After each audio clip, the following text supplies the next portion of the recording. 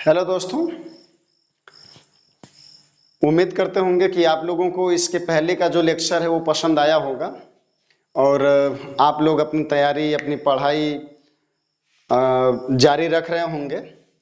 Lecture number 10 आपका है, जिसमें मनुष्य का उत्सर्जी अंग आप पढ़ रहे हैं, जिसे किडनी है। इस किडनी में आप देखेंगे कि हम लोगों के शरीर में, यानी मनुष्य के शरीर में 2 किडनी होती है, एक राइट होती है, एक लेफ्ट होती है। और हम लोगों के शरीर में किडनी का इतना बड़ा मतलब है, इतना बड़ा मतलब है कि अगर बेचारी अगर ये खराब हो जाए ना, हाई हाई ये बंद हो जाए, काम करल छोड़ दे, चाहे हाई काम करल छोड़ दे, तो मान लीजिए अगर दोनों में से कोनो एक को काम करल बंद कर दे तो एक के भरोसे जिंदा रह सकते हैं, ठीक है। लेकिन अगर इहो काम करना बंद कर दे, इहो काम करना बंद कर दे, तो समस्या बाबू ये होगा ना कि इहो काम करना बंद कर देगा, इहो काम करना बंद कर देगा। तो इनका काम का होता है कि हम लोगों के शरीर में जो मेटाबॉलिज्म होता है, उपापचय होता है कोशिकाओं में, तो जो उसका विषैला पदार्थ बनता है। अच्छा, विषैला पदार्थ क्या होता है कि जो कोशिका में मेटाबॉलिज्म होता है हम लोगों के शरीर में, तो उस मेटाबॉलिज्म में जो टॉक्सिक सब्सटेंस बनते हैं, जिनकी हमारे शरीर में कोनो जरूरत नहीं होती है, तो ऊ जब बनता है तो ऊ का होता है कि इसी किडनी में आके क्षमता है, फिल्टर होता है, ठीक है ना। इसमें इस किडनी में नेफ्रॉन पाए जाते हैं, ये दोनों किडनी में नेफ्रॉन पाया जाता है, उसे हिंदी में वृक्काणु कहते हैं, ठीक है ना। तो जो हिंदी में उसे वृक्काणु कहते हैं, अंग्रेजी में उसे नेफ्रॉन कहते हैं। राइट और लेफ्ट दोनों किडनी में नेफ्रॉन भरे रहते हैं और वो नेफ्रॉन का करते हैं कि ब्लड को फिल्टर करते हैं।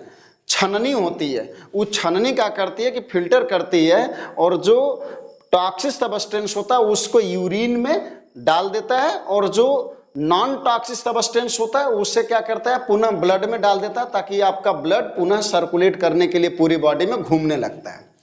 तो ये आपका जो रेड से दिख रहा है, ये आपका एओर्टा है। जो आपका ये वायलेट कलर से दिख रहा है, ये आपका वेना केवा है। इस एओर्टा के माध्यम से ब्लड आता है, दाहिने और बाएं दोनों किडनी में जाता है। दोनों किडनी में नेफ्रॉन के माध्यम से ब्लड का फिल्ट्रेशन होता है।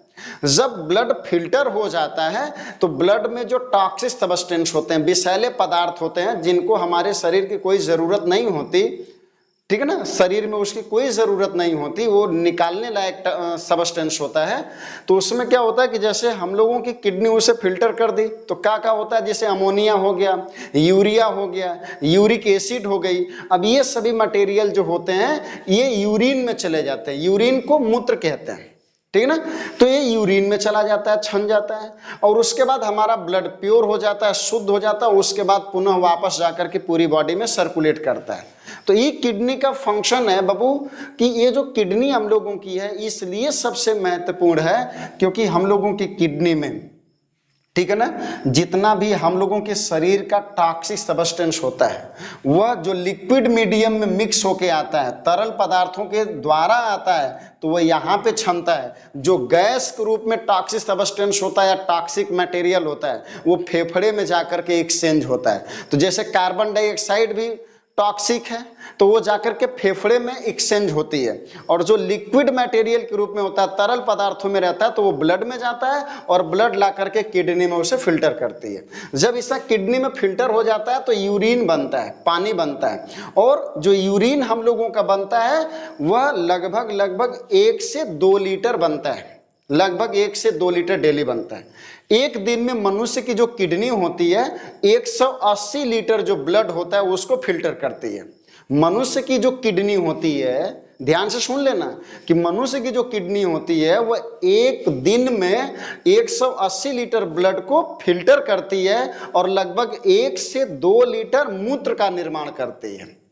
समझ रहे हैं। और वो भी मूत्र का निर्माण उस पे डिपेंडेंसी होती है कि ब्लड में कितना टॉक्सिक सब्सटेंस है और हमें कितना पानी के साथ कितना टॉक्सिक सब्सटेंस निकाल करके यूरिन बनाना है, ठीक है ना। अगर ब्लड की कमी अगर होती है, जैसे इसमें आपके शरीर में अगर पानी की कमी होने लगती है, तो जैसे एक बार इसमें जो आपका नेफ्रॉन होता है उसमें फिल्ट्रेशन हो जाने के बाद दोबारा उसका रीएब्जॉर्प्शन भी हो जाता है। और रीएब्जॉर्प्शन होता है ताकि हमारे जो ब्लड में टॉक्सिक सब्सटेंस है पुनः दोबारा उसे यूरिन के माध्यम से निकाला जा सके। तो हम लोगों की किडनी एक दिन में 180 लीटर ब्लड को फिल्टर करती है और लगभग 1 से 2 लीटर यूरिन का निर्माण करती है।